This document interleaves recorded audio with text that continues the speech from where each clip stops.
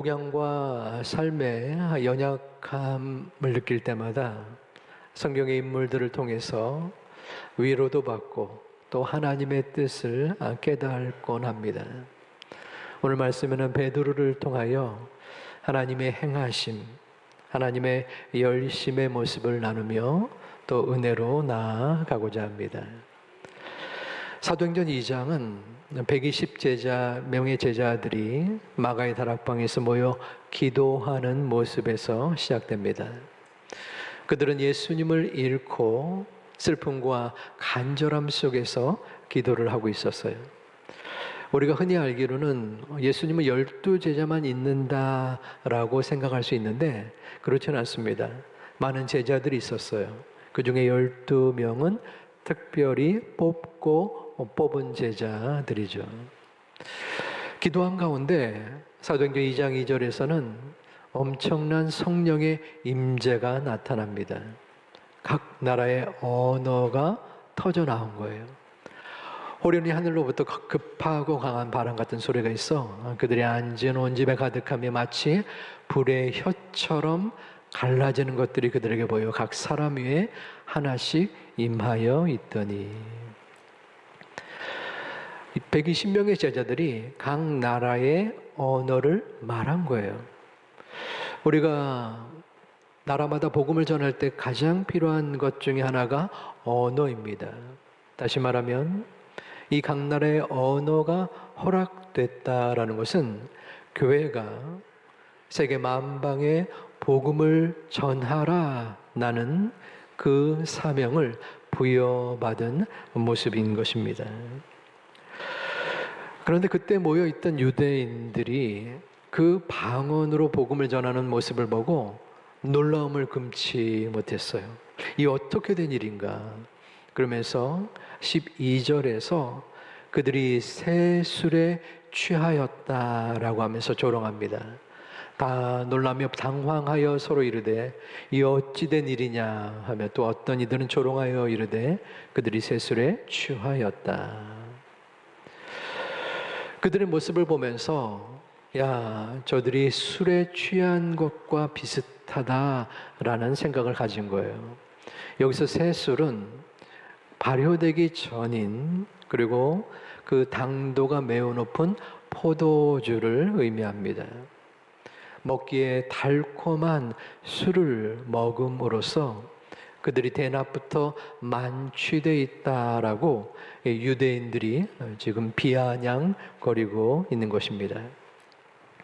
그때에 갑작스럽게 그 혼돈과 오해와 조롱 속에 급박하고 강한 외침이 터져 나옵니다. 14절에서 사도 바울이 복음을 선포하기 시작한 것이에요. 우리 함께 봉독하겠습니다. 베드로가 11사도와 함께 서서 소리를 높여 이르되 유대인들과 예루살렘에 사는 모든 사람들아 이를 너희로 알게 할 것이니 내 말에 귀를 기울이라. 아멘. 베드로 혼자 설교를 한 것이 아니라 11사도와 함께 소리를 높인 것이에요. 베드로는 청중을 호명했습니다. 유대인들과 예루살렘에 사는 모든 사람들, 유대교를 믿는 예루살렘 거주자들과 그 근처 이방에서 온 유대인들을 가리킵니다. 이 일을 하나님의 말씀을 전하는 이 일을 너희도 알게 될 것이다. 내 말에 하나님의 말씀에 귀를 기울여라 라고 선포하고 있는 것입니다. 당시는 소동과 혼란 그리고 어수선한 분위기라고 했죠. 베드로는 지금 눈에 보이는 현상만 볼 것이 아니라 그 현상 속에 임한 성령의 충만함을 너희가 깨닫고 말씀에 귀를 기울여야 한다라고 강하게 이야기를 하고 있는 것입니다. 이 사도행전에서 나오는 베드로의 설교는 기독교 역사상 가장 위대한 설교 중에 하나입니다. 왜냐하면 구약 성경에 요엘서를 인용하면서 예수 그리스도의 복음을 증거하였고 또 예수님의 생애를 가장 논리적으로 성경적으로 풀어 나아갔기 때문입니다. 그러나 이 설교는 베드로 개인에게는 위험스러운 상황을 초래합니다. 왜냐하면 당시의 로마인들에게 신은 로마 황제였어요. 그런데 지금 베드로는 새로운 메시아 예수 그리스도 복음을 선포하는 것입니다. 그러니 이 로마인들 유대인들의 편에 볼 때는 이는 로마 황제에 반하는 해악행위, 반역행위, 즉 목숨을 걸고 하는 설교라는 것입니다. 얼마나 담대하고 또한 용감한 시간입니까? 이 베드로가 수제자이니까 그럴만하지요 라는 생각을 할 수 있습니다. 하지만 이전에 베드로의 행적을 보면 이는 엄청난 변화입니다. 베드로 하면 가장 먼저 떠오르는 그에게는 부끄러운 과거가 있죠. 그것은 예수님을 3번 부인한 사건입니다. 베드로와 예수님을 관통하는 두 단어가 있다면 배신과 회복입니다. 베드로는 수제자였습니다. 주는 그리스도시요 살아계신 하나님의 아들입니다 라는 위대한 고백도 했습니다. 그런데 어느 날 예수님이 붙잡히셨어요. 베드로 또한 자신도 붙잡혀서 목숨을 잃을까 하는 위협감을 느꼈습니다. 그때에 그날 밤 어떤 여종이 찾아와 묻습니다. 당신이 예수와 함께 있었도다. 베드로가 답합니다. 나는 당신이 무슨 말을 하는지 알지 못합니다.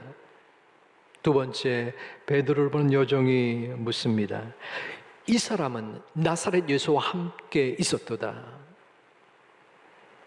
무슨 소리입니까? 나는 그 사람을 절대로 알지 못합니다.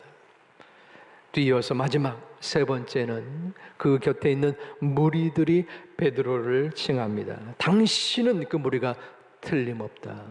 아니, 나는 그 사람을 모르는데도 말입니다. 3번째는 저주하며 맹세까지 하게 됩니다. 너무한 거 아닙니까? 물론 당황스러워서 한 번 정도는 저는 몰라요 라고 말할 수는 있을 듯 합니다. 거기까지는 저도 개인적으로 이해할 수 있어요. 그런데 2번이나 3번씩이나 저주하고 맹세하면서까지 그 부인을 하고 배신을 하는 것입니다. 베드로가 그러한 배신과 또 저주 부인까지 했을 때 그 앞에 놓여진 물건 하나가 있었습니다. 그것은 뜰 안에 숯불이었습니다. 그때에 날씨가 차가웠기 때문에 숯불이 있었어요. 성경에는 2번째의 숯불이 등장합니다. 그것은 예수님께서 제자들을 찾으신 거예요. 예수님이 돌아가시고 승천하신 후 제자들은 뿔뿔이 흩어졌습니다. 원래의 자신의 직업을 찾아갔습니다. 베드로도 그 어부들과 함께 고기를 낚았지만 고기를 얻지 못했어요. 낙심한 채 돌아온 바닷가에 예수님이 나타나셨습니다. 그런데 그 앞에 숯불이 놓여져 있었어요. 왜 하필이면 숯불이었을까요? 베드로가 그 숯불을 보면서 무엇을 생각했을까요? 기억하고 싶지도 않은 비참함과 참담함, 그의 일생에 지우고 싶었던 그 참혹한 지난 예수님을 부인한 그날 밤이 떠올랐을 것입니다. 그런데 왜 예수님은 숯불을 가지고 오셨을까요? 의도적이었습니다. 그리고 상징적인 예수님의 행동이었습니다. 숯불은 베드로에게 죄책감이요 트라우마였습니다. 하지만 예수님은 베드로를 찾아 그에게 책망을 가하지 않았습니다. 베드로야, 내가 너를 어떻게 아꼈는데, 그토록 사랑하고 돌보았는데 어찌 나에게 그럴 수 있느냐. 지극히 자연스럽게 보일 수 있는 반응을 예수님은 드러내지 아니하셨습니다. 예수님은 그 실패와 배신했던 그 행동의 상징적인 장소인 숯불 앞에 그를 데려갔습니다. 그리고 묻습니다. 네가 나를 사랑하느냐? 그것도 한 번이 아니라 두 번, 세 번 묻습니다. 베드로는 두 번씩이나 마음속에 상처가 됩니다. 보여지는 숯불도 그리한데 어찌 세 번 부인한 그 세 번을 또다시 사랑하느냐, 사랑하느냐, 사랑하느냐라고 묻나이까.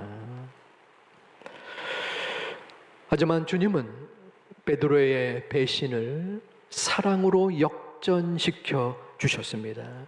두 번째 숯불 위에 놓여진 것은 물고기와 떡이었습니다. 이것은 그 숯불이 심판과 정죄의 불이 아니라 회복과 사랑의 불이었고, 또한 베드로의 그 상처난 마음을 어루만져 주신 것입니다. 주님은 베드로에게 강한 메시지를 전한 것입니다. 내가 너의 죄와 수치를 안다. 그러나 너를 용서하고 신뢰한다. 나의 양을 먹이거라.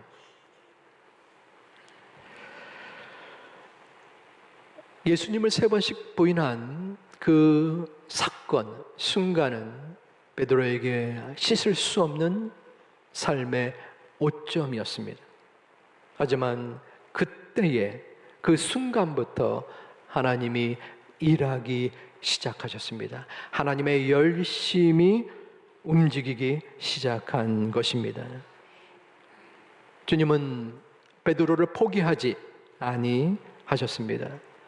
그를 만나주시고 또한 용서하시고 감싸 안아주시고 오직 예수 그리스도의 능력으로 살아갈 수 있다는, 사역할 수 있다는 참된 제자로 빚으셨습니다. 사랑하는 제2 가족 여러분, 주님은 베드로를 만나신 것처럼 우리 또한 포기하지 아니하시고 우리를 여기까지 돌보신 줄을 믿습니다. 그 주님의 이끄심과 또 그 주님의 성령의 충만하심을 마음으로 고백하고 믿음으로 나아가는 우리 모두가 되기를 주님의 이름으로 축원합니다. 그럼 왜 예수님은 베드로의 배신을 그냥 내버려 두셨을까요? 베드로의 배신을 눈치채지 못한 것은 아니었을까요? 그것은 아닙니다. 닭이 울기 전 네가 세 번 나를 부인할 것이다. 정확한 시기와 횟수까지 말씀하면서 그 사실을 예언하셨어요. 그런데 왜 그 배신을 허용하셨을까요? 그것은 베드로의 훈련과 성장 때문이었습니다. 베드로는 자신감이 넘쳤어요. 모두가 주를 떠날지언정 저는 결코 그렇지 않겠습니다. 또한 그는 마음속에 욕심이 많았습니다. 최고가 되고 싶어 했어요. 예수님이 왕위에 오르실 때 저는 한 자리라도 차지하기를 원합니다. 베드로는 자신이 생각한 것은 무엇이든 할 수 있다라는 인간적인 자만감이 풍성한 존재였습니다. 그런데 그에게 그가 갖고 있는 모든 자부심과 풍성함이 쏟 떨어지는 사건이 있었습니다. 그것은 주님을 세 번 부인했던 그때였습니다. 그는 그 세 번 부인한 후 예수님을 배신한 후 마음속에 처절하게 깨달았습니다. 아, 내 신앙은 나의 힘으로 지킬 수 있는 것이 아니구나. 그리고 주님께서는 그에게 찾아와 그를 만져주시고 그를 회복시켜 주신 것입니다. 만약에 베드로에게 그 배신과 실패의 사건이 없었더라면 그는 하나님을 바라보지 아니했을 것입니다. 자신의 경험, 자신의 힘, 내가 할 수 있는 그것으로 인하여 복음을 전하고 또한 그것에 대한 영광을 자신이 받았을 것이 분명합니다. 그러기에 주님은 그 베드로의 배신을 알면서도 허용하신 것입니다. 예수님은 베드로를 향한 열심을 가지셨습니다. 베드로를 통하여 주의 교회를 세운다는 분명한 계획을 지니고 계셨어요. 하나님의 열심은 베드로의 실패까지도 감안하고 또한 생각하며 하나님의 영광된 나라를 미리미리 계획해 놓으셨습니다. 베드로의 실패는 도저히 용서받을 수 없을 것 같은 엄청난 잘못이요 죄악이었지만 하나님은 그 베드로를 감싸 안아주시고 결국에는 그를 되받아 주시고 용서해 주셨습니다. 어째서 그랬습니까? 바로 그 베드로를 겸손케 만들고 하나님의 크나큰 사역자로 이루시기 위한 놀라운 계획이었던 것입니다. 베드로의 심정이 어땠을까요? 여러분 생각해 보시기 바랍니다. 여러분이 베드로예요. 예수님을 3번씩이나 부인하고 배신했어요. 그러면 예수님을 만났을 때, 그 숯불 앞에 있을 때 어찌 얼굴을 들 수 있겠습니까? 근데 뻔뻔하게도 베드로는 예수님께 찾아가요. 예수님이 오라 하니까 가요. 그런데 이거는 도저히 내가 아무리 생각해도 용서받을 수 없을 것 같다라고 하는 상황을 용서받은 거예요. 십자가의 은혜로 용서를 받은 거예요. 그 마음을 가지고 경험을 가지고 베드로는 복음을 전한 거예요. 사람들을 만날 때 어떠한 생각이 들겠습니까? 그냥 야, 교회 좀 나와 볼래? 예수님 믿으면 좋아. 우물쭈물 했겠습니까? 나의 마음속에 죽어 마땅한 이 죄인을 찾아오셔서 나를 용서하신 그 주님이 피를 토하는 마음으로 증거하지 않았겠습니까? 생명을 걸고 그 복음을 전할 수밖에 없었던 사람이 바로 베드로가 된 거예요. 그 사건이 있었기에, 그 아픔과 고통과 절망이 있었기 때문에 바로 주님은 그 베드로를 향하여 열심을 다하셨습니다. 아픔과 어려움을 만져주시고 끝까지 그를 책임져 주시는 과정을 나아간 것입니다. 여러분, 물멍, 불멍이라는 단어를 들어보신 적이 있으십니까? 물멍은 줄임말이에요. 물을 바라보고 멍, 뭐죠? 굉장히 제2교회가 수준이 높아요. 예. 바닷가나 호숫가에서 흐르는 물을 바라보면서 멍 때리는, 머리를 비우는, 정신을 가다듬는, 또한 삶의 스트레스를 해소하는 그러한 상황을 의미합니다. 불멍은 또 뭘까요? 비슷하죠? 불을 보면서 멍 때리는 같은 개념입니다. 저는 물멍도 좋아하지만 불멍도 좋아합니다. 10여 년 전에 학교에서 좀 여러 가지 어려운 일이 있어서 굉장히 힘든 시간들이 있었습니다. 어찌할 바를 알지 못하고 또 괴로웠던 순간들이 있었어요. 그때 가족들과 1박 2일로 캠핑을 간 적이 있었습니다. 그때 이 불을 피우게 됐어요. 불을 원래 피우려고 했던 것이 아니라 거기에 모닥불이 필 수 있는 공간이 있었습니다. 그러면서 제가 물멍을 넘어서 불멍을 했던 것은 거의 처음이었던 것 같아요. 불이 타오르는 그런 모습과 또 소리를 들으면서 마음이 가라앉고 또 힘들었던 마음에 또 위로가 되어지고 힘을 얻었던 생생한 기억이 있습니다. 말씀을 준비하면서 그 모닥불, 숯불이 생각이 났습니다. 예수님께서 베드로를 향하여 배신에서 사랑으로 전환한 모든 과정을 한마디로 단정하기는 힘듭니다. 택하시고 또 배신을 당하시고 만나시고 용서하시고 이끌어주시고 또 사도로 삼아주신 그러한 여러 과정들이 있죠.